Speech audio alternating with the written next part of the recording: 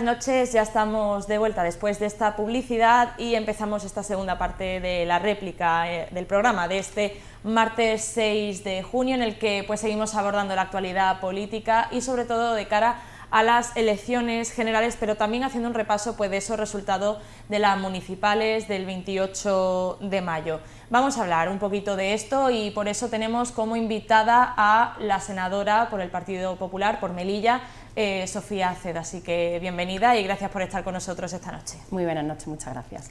Bueno, ayer ya se le preguntó en rueda de prensa y comentó que no hay mucha información conforme a las candidaturas ya de cara a las generales que se presentarían entre el 14 y el 19 de junio, pero quería preguntarle, y como sigue siendo senadora, si tendría la intención de presentarse. No sé si es que se presentan o ya pues hay una elección directamente de los máximos dirigentes. Entonces quería preguntarle un poco por el proceso y si le gustaría volver a presentarse o a volverse senadora. Bien, bueno, saben que las candidaturas son los órganos del partido los que las deciden.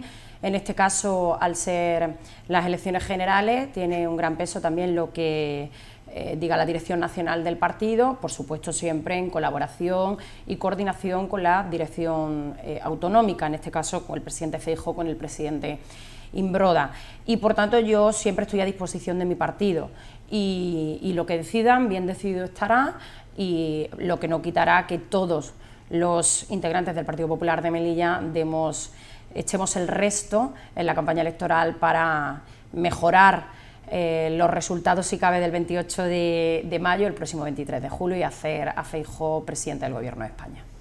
¿Cómo valora también su paso por el Senado, como en este caso formando parte de la oposición en esta legislatura? Bueno, han sido 4 años difíciles a nivel legislativo, puesto que el Gobierno ha abusado mucho del Real Decreto. También hemos vivido un periodo de pandemia. No solo se ha abusado del Real Decreto, sino también del trámite de urgencia, por lo tanto se reducían los plazos y limitaba mucho el debate parlamentario. Y bueno, eso nos ha llevado a no profundizar en los temas como le exigíamos desde la oposición, desde el Partido Popular. No obstante, hemos trabajado en todas las cuestiones que han entrado en las Cortes Generales. Muchas de ellas hemos exigido que entrasen y no han entrado, que afectaban directamente a Melilla, y otras muchas que se han aprobado tarde y mal, como el Real Decreto de la bonificación al transporte de mercancías, que literalmente no sirve para nada en Melilla, puesto que no tenemos materias primas propias de origen Melilla, y por tanto se ha hecho un duplicado de lo que sí puede ser beneficioso para otros territorios, como por ejemplo para las Islas Canarias, pero para Melilla y Ceuta pues no tiene ninguna virtualidad. Por tanto, bueno, hemos trabajado intensamente en todas las cosas que afectaban a Melilla, también en otras cuestiones que afectaban a nivel nacional, como por ejemplo, y yo creo que ha determinado gran parte de esta legislatura, ha sido la mal llamada como la ley del solo sí es sí, y que gracias al impulso del Partido Popular, el gobierno del Partido Socialista finalmente accedió a modificar esa ley, que ha rebajado las penas a agresores sexuales y pederastas. A más de 1000 agresores sexuales y pederastas le ha rebajado las penas y un centenar han salido a la calle. Por tanto, yo creo que eso viene a ejemplificar muy bien lo que ha sido este gobierno, que ha sido mucho de pancarta y poco de realidades. Los hechos son totalmente contrarios a los eslóganes del gobierno, y gracias a un Partido Popular con sentido de Estado y comprometido, le sacamos al gobierno la pata de donde la había metido, sin perjuicio que éramos conscientes de que, aun llevando a cabo esa modificación, se iban a seguir produciendo rebajas de pena, porque el mal ya estaba hecho, y no quisieron escuchar desde el Gobierno los avisos no solo del Consejo General del Poder Judicial, del Consejo de Estado, sino también del Partido Popular en Cortes Generales. Y bueno, pues creo que hemos hecho la labor que nos pedían los españoles, de apoyar aquellas cosas que eran buenas para España, intentar parar al Gobierno en aquellas cosas que eran malas para nuestro país, como la mal llamada como la ley del solo sí es sí, y también hemos trabajado intensamente en todas las cuestiones que afectaban a Melilla. Es verdad que hemos, bueno, pues no hemos obtenido la reciprocidad por parte del Gobierno que necesitamos para sacar las cosas adelante, pero bueno, por lo menos lo hemos puesto en el brete de tener que debatir sobre Melilla, como por ejemplo al ministro de Sanidad hablar de la sanidad en Melilla en su primer debate parlamentario en el Senado. Hablaremos de la sanidad, pero antes también pues a gestiones que son competencia del Gobierno central y en el que se ha abordado también usted pues como portavoz de Migraciones, pues es esa política en cuanto a la inmigración, y precisamente pues en pocos días, a finales de este mes, pues se cumple un año de ese salto masivo de ese 24 de junio de 2022. Entonces quería preguntarle también pues cómo ha visto la acción del Gobierno central en materia de migración y sobre todo pues de cara a ese salto masivo de hace casi un año. Bien, el Gobierno en materia migratoria, como en el resto de políticas que deben ser de Estado, ha errado enormemente. Se equivocaron recién entrados en el Gobierno, abriendo los brazos a la inmigración irregular, y eso ha traído unas consecuencias nefastas posteriormente, porque se ha producido un efecto llamada. Un efecto llamada que en la frontera sur de la Unión Europea, en Ceuta y en Melilla, tiene un efecto muy notable, y lo hemos podido ver. Es cierto que los flujos migratorios, bueno, van cambiando en función de una serie de circunstancias que no dependen solo del Gobierno, pero es verdad que la política migratoria del Gobierno ha estado falta de sentido común. Con respecto al salto masivo que se produjo, entiendo que se está refiriendo al de Ceuta en el año 2021. No, al de Melilla de hace casi un año, al del 24 de junio. Ah, el 24 de junio, vale.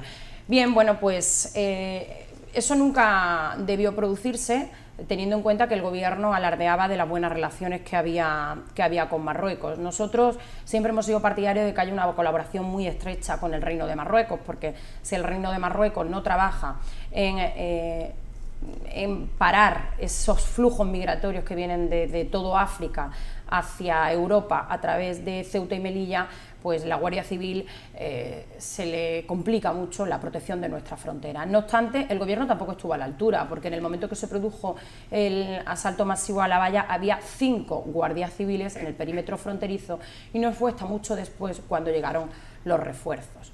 Nosotros siempre hemos pedido que se incrementen los recursos humanos de Policía Nacional y de Guardia Civil. La Guardia Civil para la custodia del perímetro fronterizo y la Policía Nacional para el paso fronterizo habilitado, donde en los últimos años es donde no ha venido la gran parte de la inmigración a Melilla. Y también la Guardia Civil para el perímetro marítimo, para controlar las entradas a través del mar. Lo que no es normal es que a los días que se producen asaltos masivos o entradas masivas por cualquier punto, como puede ser frontera, mar o valla, nos vengan refuerzos, porque ya no sirve para nada. Entonces nosotros lo que pedíamos y seguimos pidiendo es que esos recursos humanos estén de manera permanente y fija en nuestra ciudad, y que no vengan grupos especializados una vez que ya se ha producido, en este caso, la tragedia del 24 de junio. También quería preguntarle por cómo ha visto pues, la actitud, las respuestas del ministro Marlaska en este sentido, también debido pues, a esas declaraciones ya del Defensor del Pueblo, que pues, denunciaba pues, esas devoluciones en caliente de cientos de personas. Entonces también quería preguntarle por esa gestión por parte del ministro del Interior. ¿Cómo ha respondido, a su parecer? Bueno, nosotros pedimos la reprobación del ministro del Interior. Fue reprobado el ministro del Interior por haber mentido en sede parlamentaria. Los instrumentos jurídicos están en la ley, porque el Gobierno del Partido Popular en el año 2015, a través de la disposición adicional 10ª en la Ley de Seguridad Ciudadana, introdujo los rechazos en frontera, que es el rechazo de la persona que entra irregularmente a través del perímetro fronterizo, de los pasos no habilitados, en colaboración entre las fuerzas y cuerpos de seguridad del Estado española y las fuerzas marroquíes, con todas las garantías jurídicas. Son los rechazos en frontera. Otra cosa es lo que el Gobierno hace de manera sumaria y no se corresponde con lo que marca la ley. Pero lo peor en esta cuestión es que en un suceso de esas características hubo mucha mentira por parte del Gobierno. Para empezar, el presidente del Gobierno, horas después de producirse ese suceso, afirmaba de que Marruecos lo había resuelto bien y como correspondía. Entiendo que, siendo el presidente del Gobierno, debía estar informado de lo que estaba sucediendo para hacer unas declaraciones de ese tipo, para después tener que rectificar. Y el ministro Marlaska siguió mintiendo en sede parlamentaria. Este Gobierno ha hecho de la mentira una de sus herramientas para mantenerse a toda costa en Moncloa. Y, entre otras cosas, lo que propone el presidente Feijóo de derogar el sanchismo es precisamente derogar la mentira como herramienta política, porque creemos que tenemos que desterrarla de la sede parlamentaria, en este caso el Congreso y el Senado, pero también de la política en general. No nos podemos conformar con que las explicaciones de un ministro del Interior y de un presidente del Gobierno ante un suceso de estas características sean con falta de información y mintiendo a la ciudadanía. Por tanto, reprobado fue en el Congreso de los Diputados el ministro Marlaska, y desde el Partido Popular reprobamos esa manera de hacer política. Cuando habla de las mentiras también se refiere a cuáles fueron las respuestas o cómo fueron las respuestas en cuanto a los fallecimientos, a esas muertes de centenares, no, de decenas de personas durante este salto. Pregunto, para matizar un poco. No, las mentiras fueron directamente cuando dijo que el perímetro fronterizo estaba custodiado por la Guardia Civil, por muchos guardias civiles, y era mentira, y en el informe de la propia comandancia de la Guardia Civil aparecía que solo 5 guardias civiles estaban custodiando el perímetro fronterizo. Lo que no podemos hacer es intentar justificar la mala acción del Gobierno con la fuerza y cuerpos de seguridad del Estado, intentando dirigir la culpa a la fuerza y cuerpos de seguridad del Estado. Miren, yo soy melillense y sé perfectamente los recursos que se ponen a disposición del perímetro fronterizo, y está claro que 5 guardias civiles no son capaces de custodiar todo un perímetro fronterizo de Melilla, por muy buena que sea la Guardia Civil. Por tanto, nosotros siempre hemos estado al lado de los guardias civiles, pidiendo más medios para los guardias civiles para que puedan hacer las funciones que tienen encomendadas, pidiendo más recursos humanos, más compañeros que estén en el perímetro fronterizo, y que jamás se vuelva a producir un asalto masivo de esas características, exponiendo la vida de 5 guardias civiles porque haya una dejación de funciones por parte del Ministerio del Interior, y no dotar la custodia del perímetro fronterizo de los recursos humanos que se requieren. Vamos a cambiar de asunto, y es que se ha mencionado también pues la sanidad, y está a la orden del día aquí en Melilla por esa huelga de médicos, por esas reclamaciones también de cara a esa próxima apertura del hospital universitario, esa plantilla. También se ha hablado de los sobrecostes, y precisamente ayer usted habló en este sentido en rueda de prensa, habló directamente, y también por ese cese de Elisa Perlado, pues bien la dimisión o bien el cese de Omar Jawari. Sí, bueno, porque yo creo que los escándalos que se vienen sucediendo en la sanidad en Melilla, y concretamente en el organismo que gestiona la sanidad de Melilla, el INGESA, del que el señor Omar Jawari es director provincial, yo creo que han superado ya todos los límites de lo aceptable. Y por tanto, cuando un político no es capaz de hacer frente a una crisis sanitaria sin precedentes, con una huelga indefinida que ya va para 3 meses, donde los médicos, los profesionales sanitarios están pidiendo a gritos atención, recursos técnicos, recursos humanos, recursos materiales, y se les está dando la espalda, donde no hay una voluntad política de sentarse a una mesa de negociación, y además todo eso se le suma que en 2 meses prácticamente se han descabezado en 2 ocasiones el propio hospital con el cese del director, del gerente, y ahora de la directora que hacía funciones también de gerente, en condiciones que la propia afectada ha denunciado de humillantes y vejatorias.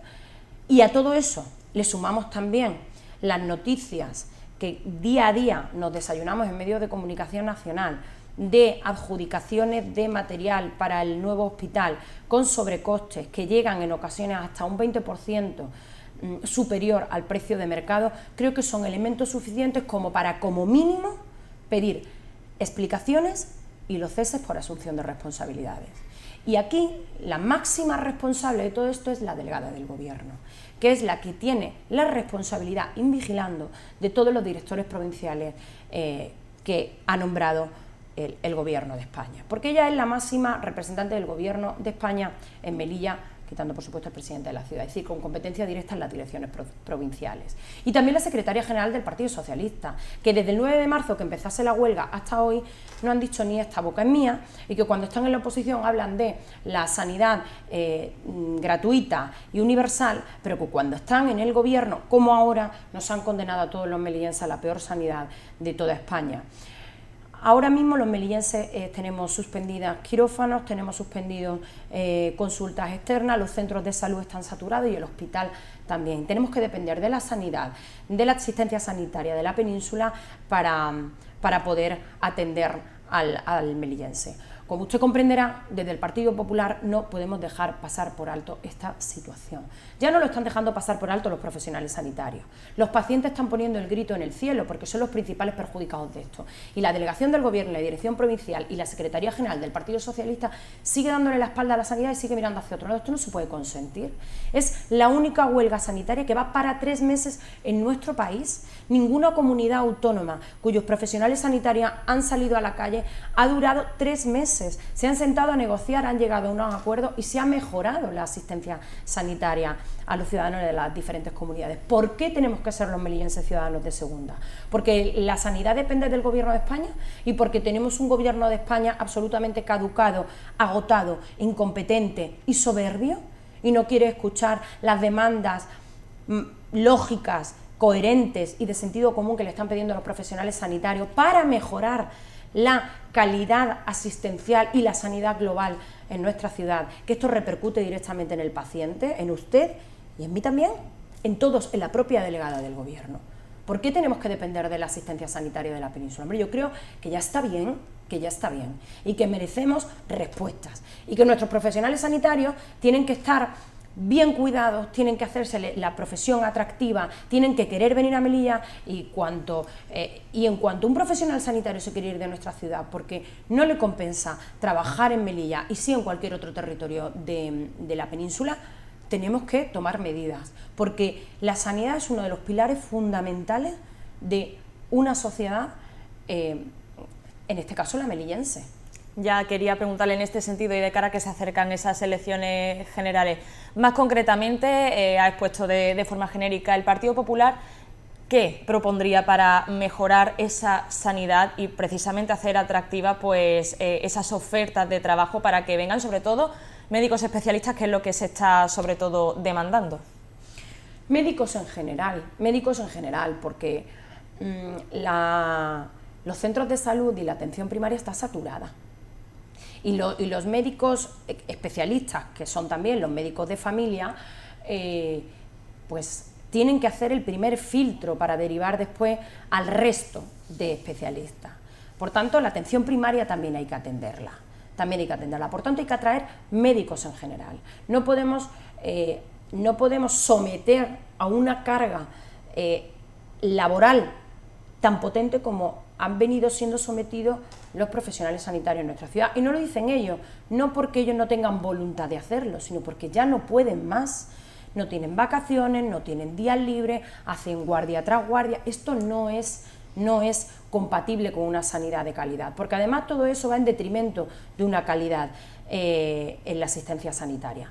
Por tanto, ¿qué propone el Partido Popular? Pues nosotros lo hemos llevado al Senado, hemos llevado al ministro de Sanidad al Senado a debatir sobre este tema y hemos hecho una propuesta muy concreta, y nuestra propuesta iban todas las demandas de los profesionales sanitarios. Pero no obstante, estamos preparando el programa electoral del Partido Popular para las elecciones del 23 de julio y vamos a contar con todos los profesionales sanitarios y con todas sus demandas. Lo que no puede ser es que se siga tomando el pelo a los profesionales sanitarios. Mira, nosotros veníamos defendiendo desde hace muchísimos años la necesidad de determinar a Melilla como zona de difícil cobertura o de difícil desempeño. Y llega el Gobierno y lo plasma en un boletín oficial del Estado y lo dota de 0 euros. directamente es incompatible determinar a Melilla como zona de difícil cobertura o difícil desempeño con 0 euros de presupuesto. Si no dotamos presupuestariamente de eso, a esa nomenclatura no sirve para nada. Pero es eso la profundidad de este gobierno, ponerle nombre a las cosas y no trabajar en la virtualidad de esas cosas. Por tanto, nosotros vamos a trabajar en sentido inverso. El nombre será lo último que se le ponga y lo primero que se pondrá será presupuestos, porque la política se hace a través de las disposiciones normativas, de la legislación y del boletín oficial del Estado y de los presupuestos generales del Estado. Si no, no es política. Si no, no es política. También ya para ir concluyendo, vamos a hablar un poco pues de cara a esas elecciones generales, y es que precisamente, si no me equivoco, fue ayer cuando el Partido Popular pues ya presentó a la Junta Electoral de Zona esa petición de que se vuelva a exigir el DNI pues para estos próximos comicios, para el voto por correo, que evidentemente se estima que aumente debido a que estas elecciones es en pleno periodo estival. ¿Tienen la esperanza de que vaya a ser un proceso electoral más seguro, más limpio y más libre? Bueno, nosotros estamos convencidos que esa decisión, que a petición del Partido Popular y de otro grupo y de otro partido político, adoptó la Junta Electoral de Zona en los últimos comicios del 28 de mayo, ayudaron a la limpieza del proceso. Esa decisión la adopta la Junta Electoral de Zona, que después fue ratificada por la Junta Electoral Central, como consecuencia de que había una situación excepcional que se estaba produciendo en Melilla, y era que se habían disparado las solicitudes de voto por correo que determinaban una situación anómala. Y por tanto se requerían medidas extraordinarias. Y esa medida extraordinaria fue solicitar el DNI en el último paso de la emisión del voto por correo, que al final no es limitativo del ejercicio del derecho a voto. Cualquiera que pueda votar por correo y que elija la modalidad por correo lo puede hacer con todas las garantías legales, sin ningún tipo de impedimento, simplemente con la identificación en el paso final. Y esto no limita el ejercicio de derecho a voto, como algunas formaciones políticas quieren hacer creer, para nada. De hecho, se introdujeron en urna casi 5.800 votos por correo en las últimas elecciones autonómicas en Melilla. Por tanto, si se introdujeron en urna esos 5.800 votos por correo con identificación en el último paso, en la emisión del voto por correo, ¿por qué no se introdujo el resto? Habrá otras razones que no serán la garantía del derecho a voto y la voluntad del elector de querer hacerlo, de querer votar, porque si no lo habría hecho exactamente como hicieron los otros 5.800. Por tanto, esto no es limitativo del ejercicio del derecho a voto. ¿Y por qué exigimos o pedimos que se exija el DNI en el último paso? Porque es más garantista. Es más garantista, impide que se lleven sacas de votos por parte de un propio para emitir votos de un grupo de personas. Entonces es más garantista. Si hubiésemos tenido tiempo parlamentario para poder llevar a cabo la modificación de la Ley Orgánica de Régimen Electoral, se habría llevado a cabo, porque ahora sí ya había voluntad por parte del Partido Socialista. Pero tengo que decir que yo personalmente, como senadora del Partido Popular, se me encomendó desde mi partido hablar con la secretaria general del Partido Socialista, la señora Rojas, hace ya 2 años para abordar esta cuestión, y la señora Rojas consideraba que esto era pues que era difícil que pudiésemos adoptar esta decisión, aún poniéndole encima de la mesa a todos los diputados y senadores del Partido Popular a nivel nacional para sacarla adelante. Y además le preocupaba que el señor Aberchán que se pudiese provocar una crisis de gobierno al enterarse el señor Aberchán que estábamos hablando de modificar el voto por correo. Eso lo tendría que explicar ella. ¿Y por qué lo pedimos ahora para el 23 de julio? Porque esa situación extraordinaria se va a producir. Se va a producir en la medida en que son unas elecciones el 23 de julio, un periodo estival, y además donde gran parte de los ciudadanos españoles se van a encontrar de vacaciones, y por tanto se van a disparar las solicitudes, ya se están disparando las solicitudes de voto por correo. Y por hacer más garantistas... ¿Se refiere ahora a las del 23 de julio? Ya están las solicitudes en toda España. Bueno, se está disparando la solicitud de petición de voto por correo, por lo normal, porque es un periodo estival, las elecciones son el 23 de julio y... está muchos Pensaba que decía en Melilla y digo, no tengo los datos, por eso quería a nivel nacional se están solicitando mucho voto por correo. De hecho, el propio organismo de correo va a dotar de más personal para hacer frente al aluvión de solicitudes que se van a producir de voto por correo. Por tanto, esa situación extraordinaria requiere la medida extraordinaria. De ahí que nosotros la hayamos solicitado a la Junta Electoral de Zona cómo procede, pero la Junta Electoral Central de oficio vaya a estudiar la posibilidad de hacer extensivo a toda España, que es la identificación del elector para la emisión del voto por correo exactamente igual que se hace en urna, porque, insisto, no es limitativa del ejercicio del derecho a voto y sí es más garantista y hace el proceso mucho más limpio. Así que confiamos en que esto sea así. Pues Sofía Acedo, senadora, no tenemos más tiempo, me gustaría preguntarle más cuestiones, pero aquí tenemos que concluir la entrevista, así que muchísimas gracias por haber estado aquí y concedernos unos minutos. Muchas gracias, buenas noches. Muchas gracias. Y gracias, ya concluimos este programa de este 6 de junio. Terminamos la parte de entrevistas y ya les esperamos el jueves con mucha más actualidad política y social aquí en Melilla, en la réplica de Popular Televisión. Muy buenas noches y muchas gracias.